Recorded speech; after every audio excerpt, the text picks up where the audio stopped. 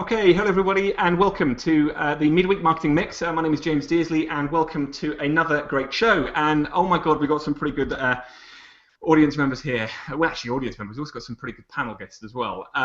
But thanks to those guys, I think Nazim, you're already here, which is great to see. Looking forward to hearing great stuff from Jesse, John Dietrich, and Eric. So you might be able to see just from the fact we have Anna Hoffman and Eric Enge in the house here. We've got two great guys from the SEO world. I've just noticed already that sadly my comment tracker is not working very well, so just be aware of that. But if you guys want to comment, please do stick some comments in. You will realise from if you watch the show quite often that we use the Showcase app to try and give you guys an awful lot more information to take away from this show. So if you do want to comment, if you want to ask any questions or do whatever you want to do, and you're watching this live with Google+, please just tick above my head here. There's a little square with an arrow in it. That will take the video out of the event tracker, and you'll be able to put your comments in the comments there. So please do go ahead and do that. If you're watching this after the event, anywhere, there'll be a little box being here, so I think it is saying be part of the conversation. Do click on that, and any links that we reference throughout this entire presentation will be there for you. So look, it's been a massive week. We've done a lot of work behind the scenes in terms of what we're going to talk about and what we're going to discuss. And what I thought we'd start off with, because the format of this show is little segments discussing little bits of the marketing world. The first bit we're going to talk about is a bit of social media marketing and where it's all sort of been this week. So I want to introduce and start off with Jess C, who is a fellow beekeeper, so close to my heart, but is also equally manly with a beard that every time I look at it gives me complete and utter beard envy.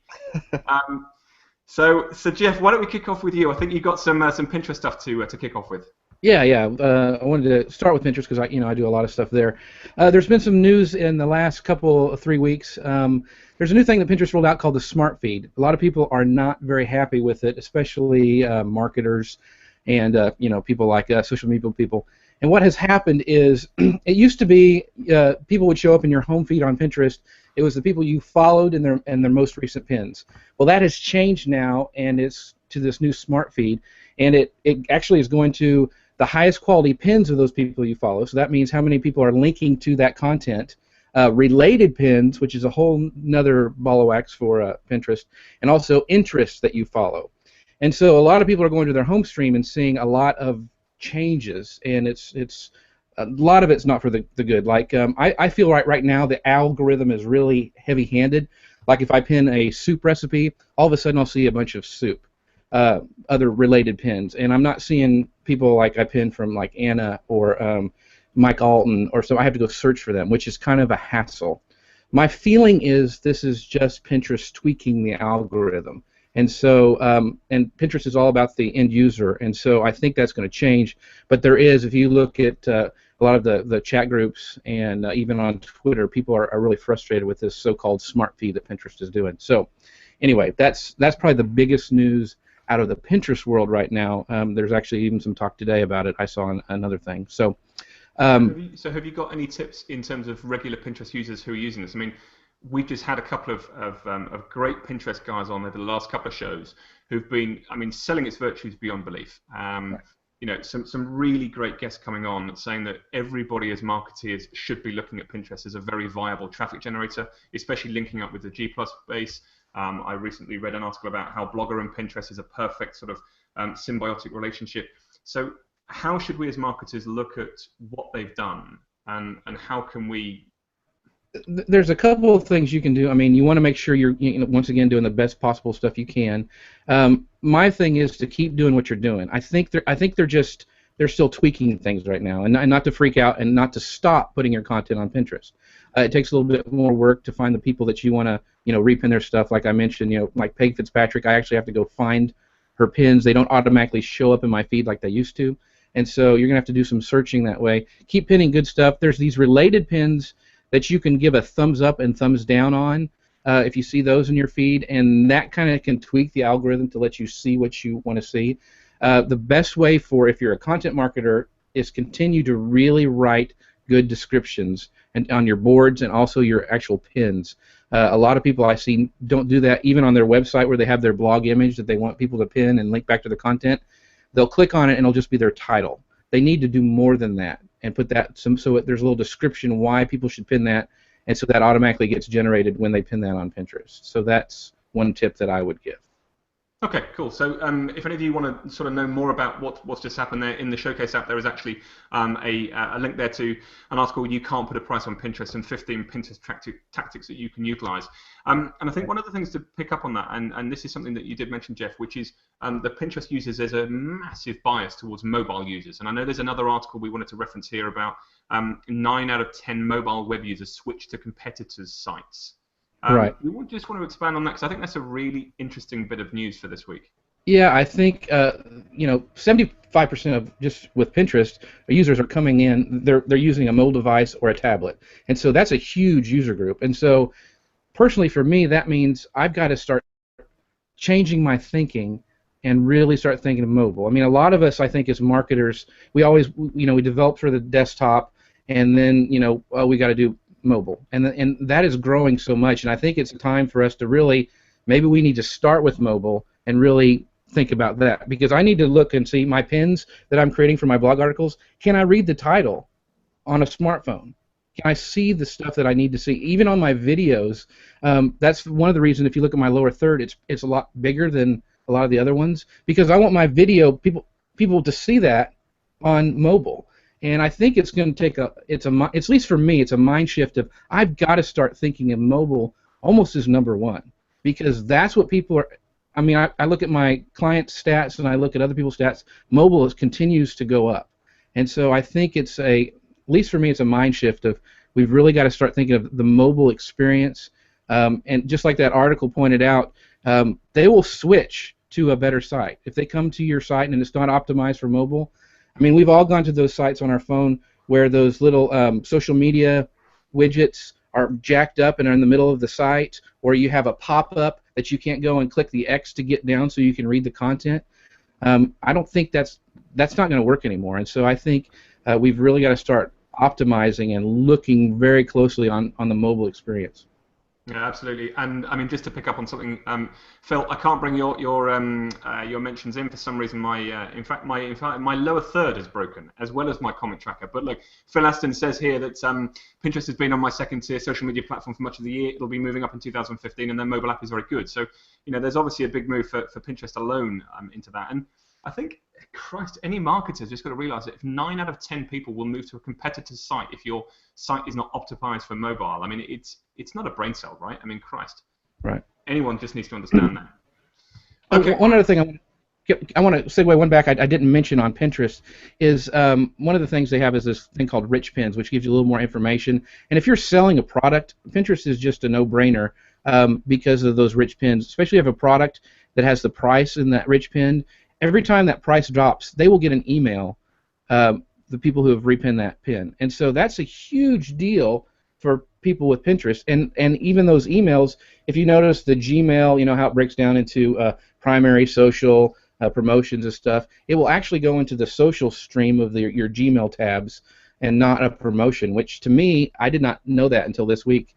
Reading that article by Heidi Cohen, that's a big deal, I think, for marketers, that it does put it in the social stream, because I think people check that a lot more on their Gmail tabs. Yeah, absolutely. Couldn't agree more. Well, look, that again is another article on the Showcase. One quick sort of final plug in this, really, because I was really impressed by an article, and I pinged this to Jeff earlier on this week, about what Taco Bell have been doing on social recently. And I'm just going to do a little screen share here, because I think I found this absolutely fascinating. You'll see, if any of you were on their Facebook page, that their Facebook page looked a little bit like this at the start of this week, and they did a little sort of a teaser, and this was called their sort of blackout campaign. So is there anything you can sort of shed light on that for us, Jeff? Yeah, I mean, that was a genius move. I mean, that article went ahead and broke it down a little farther, that they integrated it. They actually, it looked like they deleted their Twitter followers, but they really didn't. It looks like they kind of created another account and switched some things over. That was really clever, right? Because they deleted their entire Twitter history in one fell swoop. I thought that was a genius little move. Yeah, and it really kind of freaked people out. And they also pointed out that how it was so simple, but it was so powerful. And I think we can all take away stuff from that. But they also pointed out how important it is to know your audience. Now, if I did something like that, I would just get people, hey, your website's broken. your Facebook's not working. So you have to know your audience. I mean, it wouldn't work for the smaller people, but for them, I mean, it really was a genius marketing plan. So I'd have loved to have been in their social media department at that point because I'd have been sitting there like this. God, this is all right, isn't it? Just didn't have to do anything for a little bit. But what I particularly liked in that, and it's in the link in the showcase, do have a look at it because they put a very, very clever, a simple sort of powerful graphic, which was something along the lines, it's a blackout because we're all directing you to the app. That there was a purpose behind the blackout, which was Taco Bell had a brand new app out, and that's where they went. And it went into the top 25 app downloads for the day and for the week.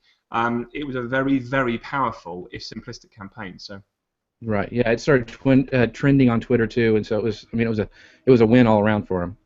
Absolutely, you can't say better than that. Okay, well let's move on. So that's a sort of a quick snapshot of the social media world out there. Just want to say some feedback here. So Coach G Moore, totally agree, Jeff. Mobile is the king going forward. Can't argue with that. Ursula, completely agree with GFC on the think mobile first. That's the way web development is moving, and the search engines are pushing that idea pretty hard now. It makes perfect sense to apply that thinking to all your social efforts there. Hi Vivek, we got all there. We all need to think of mobile, whether we want to get involved with Pinterest or not. I think Google as such thinks so. Couldn't agree with that more. Lee Rickler, companies need to think mobile by default. So you've got a lot of agreement, and I think any marketer out there is going to understand all this sort of stuff. So look, Jeff, thanks for your feedback on that. You set us up perfectly. Now, just to refresh everybody, we're using the Showcase app on this. So if you're here on Google Plus and you want to get more information, we've got all these links embeddable and clickable. And if you want to pass some comments or questions to everyone here, do just click the little image above my head with a little graphic if you're watching this live, and you can pass some comment in the comment streams. So okay, well look, so that was a great debutante there, Jeff. Thanks so much. We're going to go on to another debutante, Anna. Now, I've heard something interesting about Anna today. I didn't realize you speak Russian. Is that right? Yes, I do. I was born and raised in Russia, so I better speak it. It's a bit mystique because I also this is on Anna's LinkedIn profile. It says, and you thought this would be yet another dry profile. Little do you know about me. It almost sounds a bit sinister. That's my style. We call it dry Russian humor. That's the way it should sound for Anna. Trust me, I know. Oh. Yes, he does know. I don't know if I'm scared or worried, but Anna, what's been going on in the SEO world? Where are we? How are we getting on with everything? What's going on? All right. Well, there has been a few personnel changes in the SEO world in the past week. Most notably, Dwayne Forrester of Microsoft was laid off due to the recent layoff wave that Microsoft had. This definitely took us by surprise. If you don't know, Dwayne Forrester was the senior product manager in charge of webmaster outreach for Microsoft. So basically, when you think Bing, when SEOs think of Bing, they think of Dwayne Forrester. Now, with him out of the picture, it's Bing has always been in the back of our minds as far as SEO is concerned, and without Dwayne Forrester, I'm not sure if it's going to be there at all at this point. So I'm not sure where Microsoft is going with this. I'm not sure if he'll be replaced. I doubt it. But one thing for sure, Dwayne Forrester, with his incredible standing in SEO community, he will be missed terribly, but he won't be selling flowers on the street corner anytime soon. So one way or another, we'll be seeing him somewhere. Yeah, it's what I understood was that he's literally the Matt Cutts of the Bing world, right? That's what they've discussed in. Exactly. Just as much as Matt Cutts is connected to Google for us, he represents Google to webmasters in many ways, and Dwayne Forrester was the same for Bing. So this was quite a change, as I said. And also because they haven't released any sort of replacement, or they've been very, very, very stum about all that, and that I find that quite surprising when somebody sort of that big headcount has gone. And somebody else has come in. There's no announcement, there's no discussion, there's no nothing. I don't know if that means a seismic shift in the way that they're doing things or what. It's a fascinating one. There will definitely be quite a shift in Microsoft. We have no idea what's going on. Microsoft has not commented on any of the personnel changes they've been making. One of the other things that was surprising is they pretty much laid off their entire advertising team. So we don't know if that means that Microsoft is pulling itself out of advertising market whatsoever. We don't know. So just time will tell. But for now, this is how it's been affecting us. I wonder if it's going to be sort of hooked in with this whole. I think we're going to talk about Matt Cutts next. I'm just wondering if, because Matt Cutts, if I'm correct, and I'll ask you this first. Matt Cutts is extended his leave on for a little bit, right? The doyen of Google has extended leave. Yes, he did. So Matt Cutts originally in July announced that he will be taking an extended leave from his job, and he cited as personal reasons for that. We have no reasons not to believe them. There's nothing behind it. It's just that he wants to spend time with his family, with his wife, and that's very admirable. We all respect Matt for doing that. And as we know, the spam fighting team was doing just fine without him. We've had quite a few Panda refreshes in the past few months. We had a Penguin update that I believe he talked about it last time at the last show last week. So the team is doing just fine, and that's what Matt decided. Since according to him, things seem to be doing and going pretty well, he decided to extend his leave till 2015. Again, personal reasons, nothing behind it, nothing to dig through and speculate about. You know, he still pops here and there on Twitter mostly, commenting on a few events here and there, but for the most part he completely took himself out of SEO world till at least 2015, and we don't know when exactly in 2015. Well, I think, and I've just got to share this because you pointed this out, which is he's making very good moves in the Halloween costume world. And personally, I like his Frankenstein move, right? This one here. That's my favorite. I'd be voting for that one. And there's a little link on this in the showcase that Anna's put up here. So you can have your vote on Matt Cutts' favorite Halloween costume. This one's pretty cool. I like that one too. But I'm personal favorite of the first one. I think it was his rendition of the Scream. So, but yes, that's what Matt Cutts has been up to, and that's wonderful because he is channeling his creative energy and his desire to, you know, can't just stay at home and wash dishes all the time, right? So that's what he's been doing for Halloween. I think it's hilarious. He posted all these pictures on his personal blog at mattcutts.com. So yeah, please do vote because I'd love to know what you think about his costumes, and I'm sure he would too. Yeah. Okay. Well, look, just to bring in some comments from the guys. So, Coach Moore and Vivek think Microsoft has lost control, and MSN is very, very bad. So I want, you know, there's a sort of a lot of thought on here. So thanks for the update from Aline Smith. You're awesome, apparently. So yeah. Some great stuff coming in, and I think you've also got an article in that showcase there talking about social signals as well. Is that right? Could you expand on that a little bit for me? Yes, and it's a little bit strange to talk about it. It says Eric Enga was the one who wrote it, so I'm sure he'll chime in if I'm wrong on anything. I just want to pick up on a comment that you made earlier on, which is, and this is a shh, just between you and me, which is, I'm flattered that James Easy thinks I'm more qualified to talk about SEO news than Eric. I know, but you know, don't tell Eric about it. So we'll just keep it between us. I'm not listening, but actually, Anna, you're doing a fine job as you always do. Right. Well, you notice my voice kind of stumbling and trembling a little bit between a lot of coffee, no breakfast, and you actually watching me. It's a little bit intimidating, but I'm trying to do my best. He's nothing. Don't worry about that. He's only always third on the list. Right? He's third. So, SEO and social signals. Eric wrote a brilliant post on Convince and Convert, I believe it was, talking about SEO signals. And here's one big misconception that SEO or people who want to do more SEO for their websites have. The more likes, shares, +1s that you get on your content, the more likely you'll rank on Google. And Google takes those signals as a part of their ranking algorithm and will rank you high because of that. And Eric talks about the fact that Not so. Google doesn't necessarily take social signals as a standalone ranking signal of any kind. What in fact happens, and this comes up a lot, and for some reason I never could quite get the difference between correlation and causation until Eric described it so well in his post. Basically what he says is that there's a big correlation between eating ice cream and drowning deaths. But as you can imagine, they don't cause each other.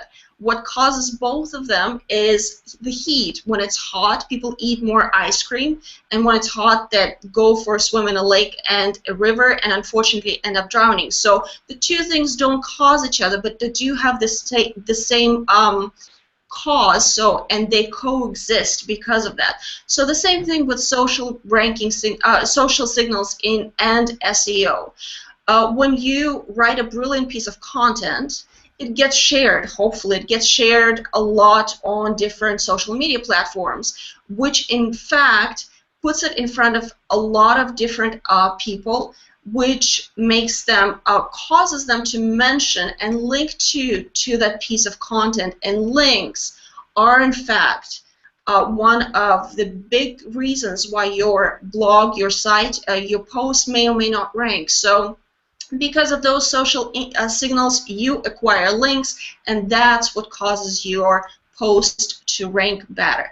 And that's exactly the point that Eric was making. You do want tremendous social promotion, because that's how you get your content in front of different people, and that's what again, causes people to link to you, and hopefully will encourage Google to rank you higher for certain queries. Did I get it right, Eric? God, look at that. Big thumbs up. Yeah, no, on the money, Anna, so absolutely. Well, I mean, I want to pick up on something which you said, because funny enough, that same analogy that you used there, Anna, was exactly what, sort of the light bulb moment for me coming in, which was this whole point of correlation. Because I think for a lot of people, a lot of marketers, this understanding of yes, there is obviously a link, but it's a correlated link. It's not a direct link, it's a correlation effect. And this whole, so having an ice cream and sort of swimming on a hot day, there is a correlation there, but it's not a direct link. I mean, Eric, can you give us any sort of, it's perfect sort of linking into your section. So Anna, thank you ever so much for that, because some of the comments, I mean, Coach J Moore, you're doing great, Anna, keep on trucking, and all this sort of stuff. So thanks, Anna, really, really great. And there's all the links that Anna's been discussing and more actually in that showcase bit. But let's bring in you, Eric, here. I mean, can you just give a little bit more sort of information around this sort of correlation between the social world and the SEO world, and how we're affected by that, and then link it into obviously the art of SEO, which is your book, which we're sort of here to discuss. So tell us more. Yeah, no, sure. I mean, exactly as Anna laid it out, one of the most common ways that you get a strong correlation between two things, where one does not cause the other, is when they have a common cause themselves. So the ice cream and drowning things are both caused in some somewhat indirect way by it being hot out. When it's hot out, you want to eat cold food. When it's hot out, you want to get in the water and cool off, right? So that's a classic case of how this works. But and again, Anna laid this out exactly right. It's the PR or value of having a strong social presence is so big that it's crazy not to pursue it, right? Because if you're able to, you write a great post, hopefully it's a great post, and then you turn around and you go into your Google Plus account, you go into your Twitter account, wherever, Pinterest, places like that, and you share it there, and suddenly it's getting in front of thousands or tens of thousands of people.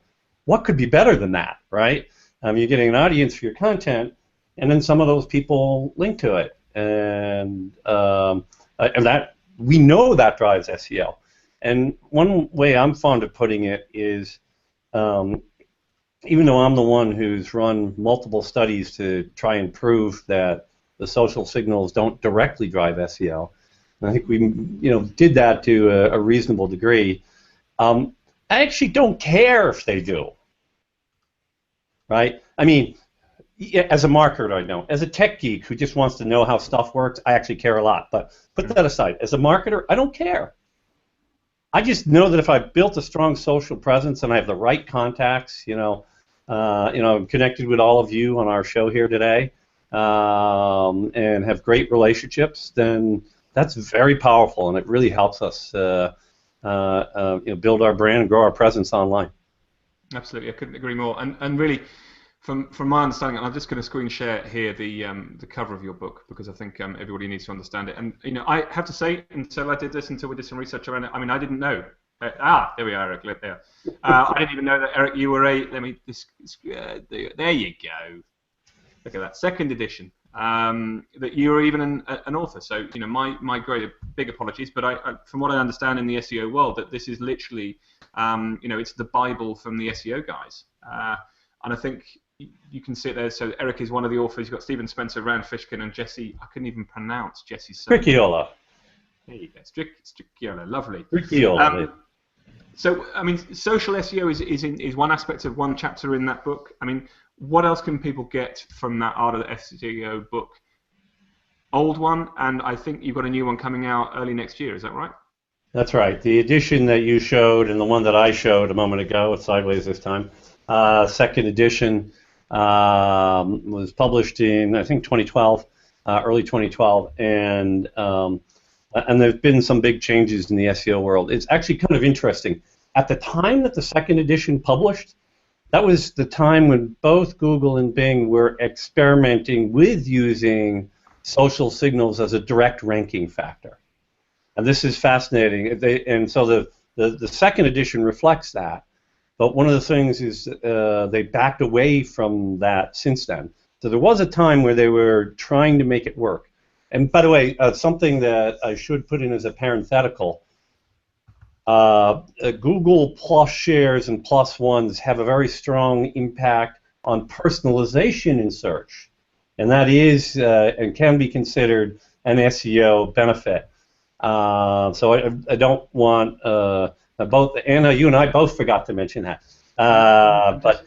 Just for qualification, so that is the personalized SEO searching. So what that means is if I type in link building, I'll just give you an example. I type in link building, and there's this post by Point Blank SEO that comes up in the number 2 spot for me. And then I log out and I redo the search, and it's dropped to position 12.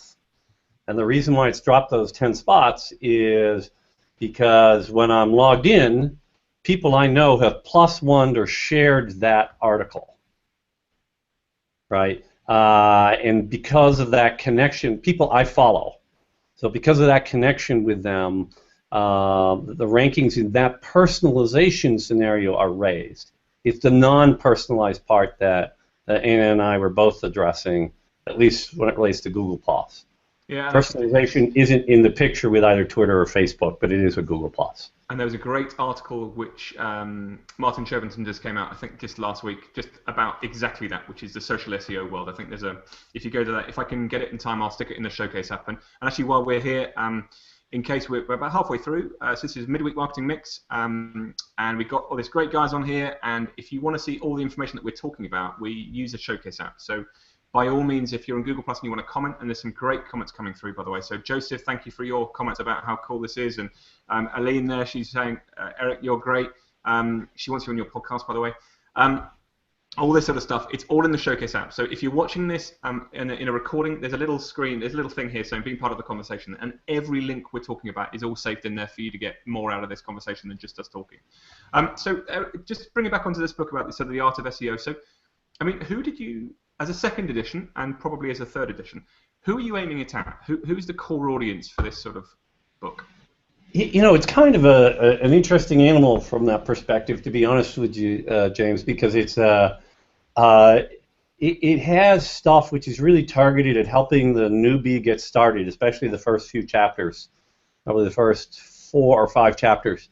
But then it actually gets pretty deep and is really also meant to serve the experienced practitioner. So the way I think about it, it's like a textbook, right? And in fact, it gets used as a textbook in a number of universities. So that's the way I think. And like any other textbook, it's layered. You know, it has that introductory stuff and it helps you get going. But then, if you're really into it and you've been doing it, you can actually learn things from specific parts of the book further on in. Lovely. And so just the third edition, which is what, is it early next year, or is it Third edition will publish probably in March of 2015. It's actually the initial write-up of all the changes, which I'll describe for you in a minute, is almost done. But then there's a tech review process that it goes through, which is really good because, as Anna knows, it's impossible to know everything about SEO, right? No matter how smart you might be or how dedicated you might be. And so it's really good to have other people looking at it, critiquing it, pointing out the flaws or saying this isn't clear. But there's a couple loops of that, and then O'Reilly has a fairly long press lead time, so that means March, even though we're almost done. Fair dues. And so basically what we can sort of draw from this is the fact that the guys from Bing, is it Dwayne, the guy from Bing who's gone? I can't remember his name. So Dwayne and Matt have basically taken leave to read your book. Well, that must be it. I really do suspect that they wanted to brush up on their SEO skills, and I'm more than happy to help guys like Dwayne and Matt. Yeah, I think they need it. They obviously haven't been working hard enough, and they need a bit of research behind them. So I get it. But let's. So what has changed between second and third editions, basically? Where are we with that? What's gone on? So a couple of things. As I mentioned, the social media chapter changed. It was actually a complete rewrite to be much more consistent with the way Anna described social signals and SEO. Then chapter 7, which is the chapter that used to be link building, we did a complete rewrite too, because we rewrote it from the ground up as if content marketing was the way to think about doing things, which I do think is the right way to think about doing things. So that's changed. Gosh, so many other things. You didn't really have knowledge boxes or answer boxes in search, where the search engines would try to directly answer questions for you so much in 2012. So that's new. A lot of updates on tools. Yeah, it's a pretty different book, and a whole new chapter, by the way, on called Panda, Penguin, and Penalties, because that's really worth. Yeah, it's worth a lot of attention to that topic. So that should be a fun chapter for people to read too. Good stuff. Well, good to hear. Well, look, just to put on there. So, sorry, Aline Smith, who was about Jay Bears, I can never pronounce it, podcast. So sorry, Aline, got that completely wrong. What I was just going to say was, Joseph, you're mentioning about the links in the Showcase app. Yeah, you're right. What I normally do is I make it contextual. So when Anna was speaking, it was all Anna's links, but in the recording, everything will be live for you, so you can always go back and see every single link coming in. But thanks for that question, that's great. Okay, good stuff. Well, look, if you want to have a look at the Art of SEO, the second edition links are there for American. It's actually your link. I think there's a companion site. Is that correct, Eric? Because we've got a link. There is a site called artofseo.com, which historically has not been that active, but we're planning to change that. So we've spent quite some time as an author group talking about that and trying to make that a good, vibrant place where people can interact with us as a group. So we're really looking forward to making that change, kind of upping our marketing game around the book a little bit. Oh, there you go. Well, I look forward to having all four of you on a hangout when it actually comes to be released. But so the artofseo.com is actually in the Showcase, as well as the link. If you're a UK listener, the amazon.co.uk link is also there for Eric's book. Well, look, let's move on to the next sort of section. So we've got John Dietrich, who you see jumping in and out. Johnny, is everything okay with your connection, or is that? Yeah, well, Comcast is failing me, but I'm on my mobile backup, so things seem to be working okay. Oh, good stuff. Well, look, one thing I just want to make sure that you are not, because I've got to bring in Eric's comment from earlier on, right? He put this link up earlier about virgins being thrown into volcanoes. I don't know if any of you guys have seen that. You got to show that. Come on. I've got to show about virgins and volcanoes, because you never get a quote like this from Eric Enger in his stream. So I don't know who Drew Bellizzo is. Is that who is that, Eric? He's an ex-quarterback for the New England Patriots, which is why he might make a comment like this. I just think it's brilliant. It's kind of like, when you're used to like, taking a pretty young Joe into the edge of the volcano, just throw them in. Oh man, I don't want to meet that guy. I'd be a bit scared of what he'd do to me. Yeah, no, we are passionate. I'm a passionate New England Patriots fan, so that definitely stuck out to me, and it sort of just rang true somehow. I would love to see you try and do that one day. That would be. Yes. All right, so look, John, what's going on in the Google Plus world? Because you are, let's put it, you are the Google Plus geek. The G Plus geek, yes, that's right. Yep, it's been about a year, I guess, since I started that, intentionally to help people get the basics of Google Plus down. But today you mentioned wanting to talk a little bit about what's going on, like news and events surrounding Google Plus, and I guess Google more broadly, since Google Plus is really a core of Google, and of course that can be discussed as a separate topic as sort of a social SEO standpoint. But I'm noticing that we've all seen the big thumbnail images coming in our desktop app, G Plus Geek, the G Plus stream. We're seeing the large image thumbnails when we share links. But on the mobile app, that has not been the case. We've all seen the little thumbnail images, which I don't know if anyone's noticed, but I particularly would much prefer to see those larger thumbnail images. It's visually much more appealing, and as a content marketer, someone who runs a blog, I want the large image that I've spent some time, developing and getting up there and putting in a nice, prominent location. I would love that to show all the way through to the app. And as of last week, Google has updated their Android app so that we can, in fact, see those large image thumbnails in the stream as you're scrolling through. So I think that is a very nice piece of news that's happening kind of recently, particularly on Google+. You were talking earlier a little bit about mobile and how mobile is very important, making sure your website is mobile friendly. Google is very, very interested in that mobile experience because they've seen the trends. We've all seen the trends. People are going mobile in droves, really. And be that your smartphone or your tablet, your site needs to work on mobile. Google has said, in their Google I/O conference a few months ago, I guess it was, they talked a lot about mobile and their focus on mobile. And then I guess connecting in with mobile, they're releasing, I think, now or in the few days to come, Android 5.0, which they're calling Lollipop.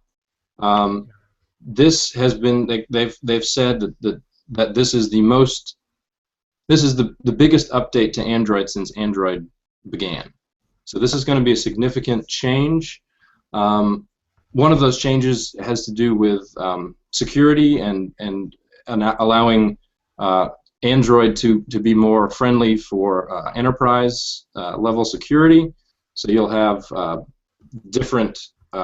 completely different profiles for, say, your business or your home use. So you could have one device and use it in both environments. That's going to help a lot with enterprise security type stuff. Google is also going after enterprise in other ways. They've released a series of updates to their Drive platform, so all these Drive apps that they've got, and they seem to be competing directly with Microsoft on that level, which is, to me, very interesting to see them going after them so directly. Yeah, and then getting back to... They made some big new moves on the interface, haven't they? They made it an awful lot Yeah. better and easier to sort of navigate around, which I mean, personally, I think on the Drive stuff, absolutely fantastic. But just one point, going back a step about the images, because for those people, perhaps the marketers who may be watching this now or in the future, getting these large images on the Google Plus stuff, right, when it's streaming through. Now, my understanding is that images have got to be over 516 pixels wide, I think it was. And there's one other something around there, yeah. Is that right? I can't remember what it was called. But generally, if it's a most up-to-date sort of WordPress site with 516, I normally set mine around that sort of figure, 520 plus. Then generally, when it pulls through as a link edited in the right way in Google Plus, then the larger image is yeah. Is that right? And you can do a quick test if your image is working for the thumbnail, because when you start creating a post and you add the link in, if the large thumbnail is going to work, it'll pull it in automatically. And if it's not working, you need to go back and update your image. if it is working, great, you can go ahead and post.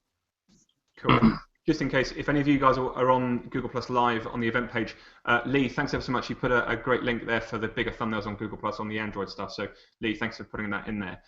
Okay, so that's gone on mobile and on the desktop, which is obviously now moved across. You're talking about this Lollipop update. Now, if I'm correct, this is only on certain Android devices for now before it gets rolled out. Yeah, Google always goes with Nexus first. That's their platform. That's their device. They make it. They're really fond of the Samsung line of phones. So Samsung has been working recently to integrate Lollipop with their particular brand of Android. So that's very likely coming. It's not officially confirmed yet, but the S5, which is their flagship Android device, the Galaxy S5, is probably going to get the Lollipop update in the near future. As well, I've also been reading that Android One is a new initiative to help emerging markets to be able to adopt this kind of mobile technology, so it's a much less expensive device, and Lollipop is designed to be lightweight enough to where it will work well on even those less expensive devices. So Google is they're really going lightweight, mobile, making sure everyone has access, that kind of thing. And what you're saying about the design being so nice, that's one of the major updates in Lollipop is material design. Which is a much different experience from a user perspective. I love it. It's also baked into their the Google Inbox, which is kind of perhaps going to replace Gmail in the future. It's one of these invite only at this point, but Google Inbox is an interesting way of viewing email, and it uses that material design. So they're really. I still haven't got into that. I just haven't had the time to even investigate it, let alone play around with it. I mean, it's is it any good? Is it worth us to have? It is. It takes a little getting used to. I've been using it for a week or so now, and I love the interface. I love how when you click on an email, it expands to open and show it to me. I can swipe to the right, or rather to the left, and it will automatically say, "Do you want to snooze this email for later?" And I can select yes, or I can say, I want to view it at a particular time in the future. I can pin emails to the top, and then I can view pins very easily by clicking a little pin icon. So it organizes things in these bundles, so it's kind of like the tabs that we've got now in Gmail, in the normal Gmail inbox, but they're it looks almost like a social stream now. It really reminds me of using the Google Plus Android app. So scrolling through your emails and whatnot, and then it's got these bundles of emails. So it's intelligent, and it's helping you to sort all of the various incoming emails we're all getting, and that's increasing as people adopt the web and so forth. But so it takes some getting used to, but I can see that it's got a lot of benefits once I get my process integrated with it. I'm still switching over and using the Gmail app a lot because I'm familiar with the interface.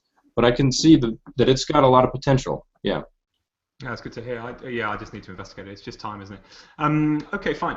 One of the things I've seen this week, in fact, just today, have you guys heard about the movie Interstellar?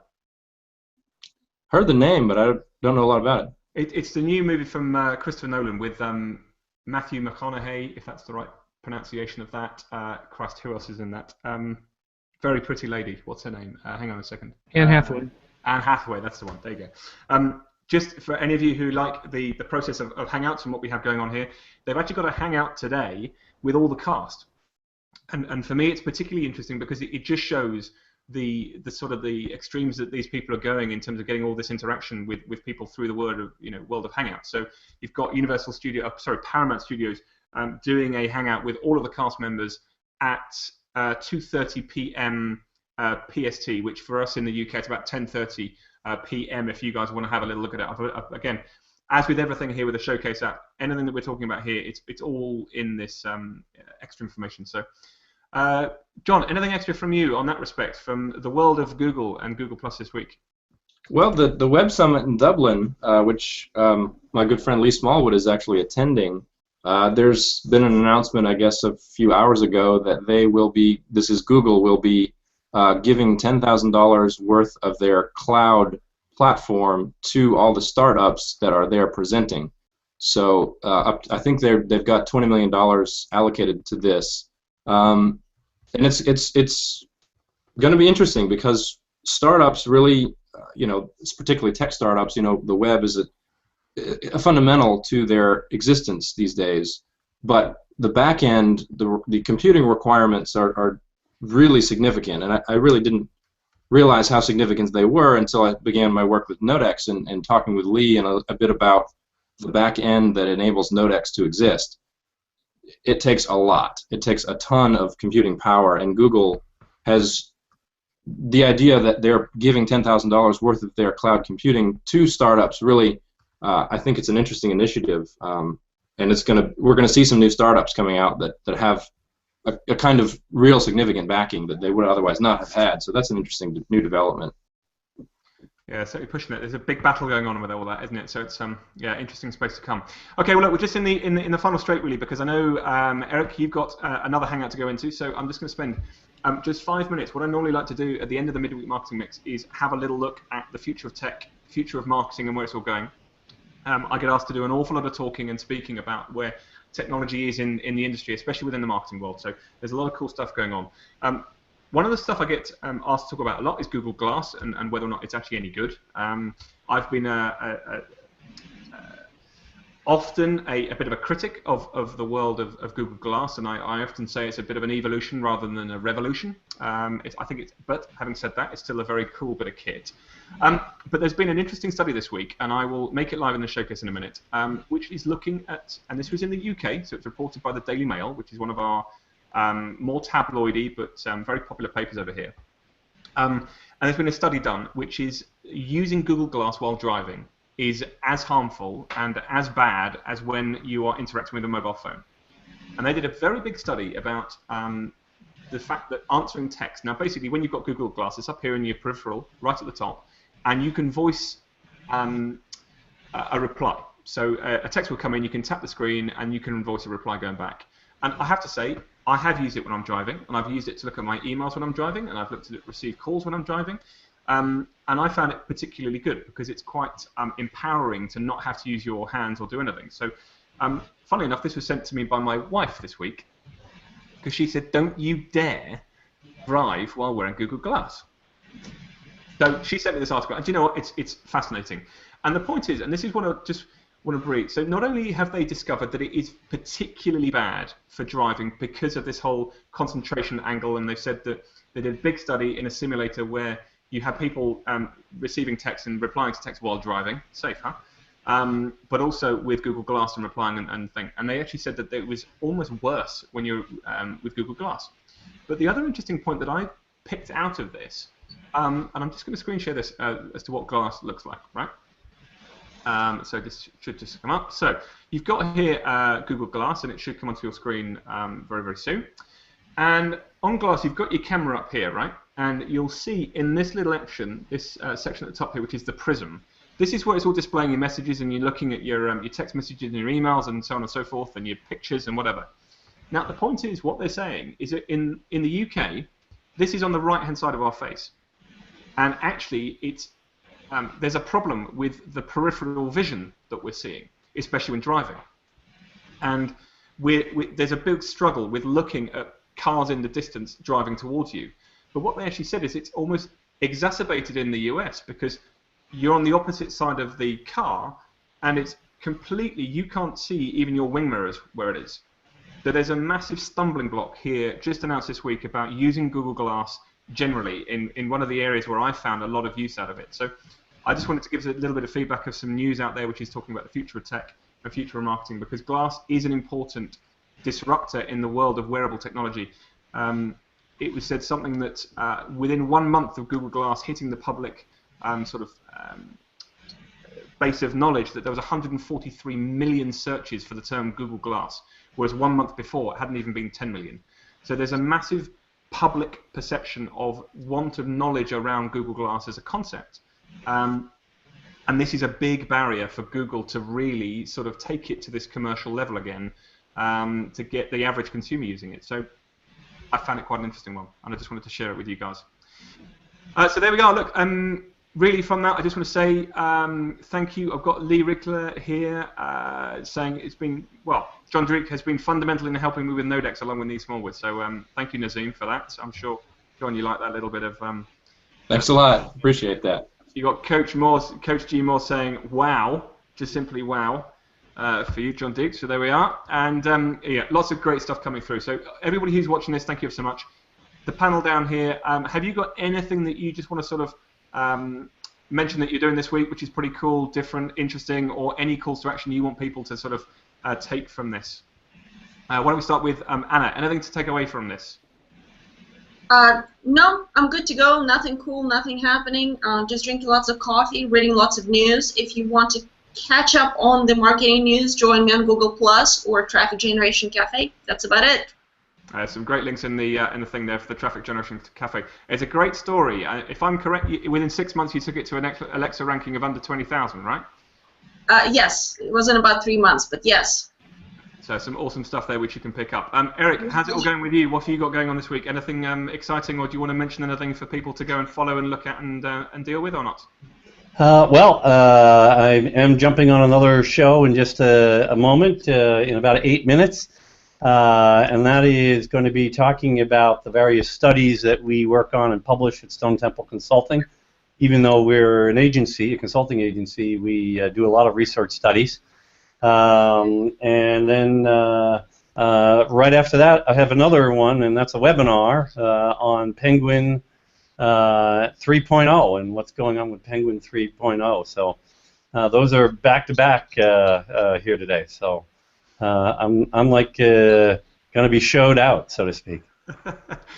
Oh my word, you got a busy day. Well, one of the things I will say, so that if you want to catch Eric on the next Hangout coming on, that is the G Plus Spotlight show with Ben and with Stefan there, so well worth a watch. The research that these guys do at Stone Temple Consulting is phenomenal in the depth of knowledge that they can give you. So it's well worth following them on Google Plus as Stone Temple Consulting. I've got that in the showcase there for you. And definitely, tune into that G Plus Spotlight show. Those guys are great stuff. And I probably should drop off so I could get ready for the other show. But thanks so much for having me and everybody for listening. And Anna, Jeff, John, you guys are all awesome as always. So good to see you, Eric. Thanks for joining us. Yeah, we'll see you next time. Take care, everybody. Take care. Jeff, so what have we got for this week? Have you got anything exciting happening or anything that you want to mention for people to follow? I'm actually taking excuse me. I'm actually taking a break this week from videos and my show, getting some podcast intros done. But I'm getting ready to launch a bunch more of my Manly Mondays. If you happen to miss last week's, where I was one of the undead for Halloween on the Manly Monday, go over and check that out. It's called Resurrecting a Blog Post with Pinterest. You can find that at manlypinteresttips.com. Good stuff, and that's all in there as well. So, and finally, last but not least, the G Plus Geek. Come on, John, what's going on? What's happening? Well, just staying on top of everything. I'm, always looking at Google, seeing what they're doing, what they're into. Android, mobile, gplusgeek.com to check out any tips and tricks that I've picked up, and I can share. Our little format is to share, 3 or 4 minute videos. We did one a couple of weeks ago with Amon Johns, where he talked about the value of the recorded HOA on YouTube. So anytime you guys want some tips and tricks, check out gplusgeek.com. And thanks for having me. And Armin, was he with the really cool super duper thing behind him? Totally, always.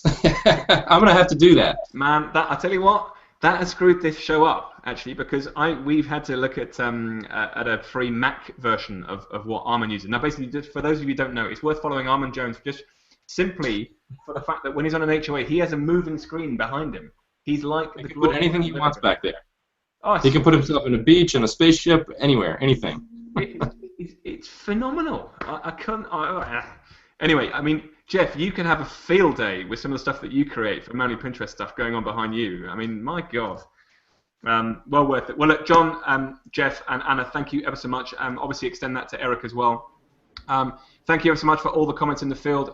There's some great feedback coming in there as well, so thank you for all of you guys for watching. And we'll be back on in 2 weeks' time. We've got the likes of Jay Beer coming on talking about his books. We've got Grant LeBoff coming on talking about some of the social media world coming on. And who's the other chap coming on? We got Jason T. Weiser coming on, talking a lot about what he's getting up to with the sort of the with the podcasting world and stuff like that. So there's a lot of stuff kicking around in 2 weeks' time. So do join me then. And thanks ever so much for your time. Cheers, guys. Thanks, James. Thank you.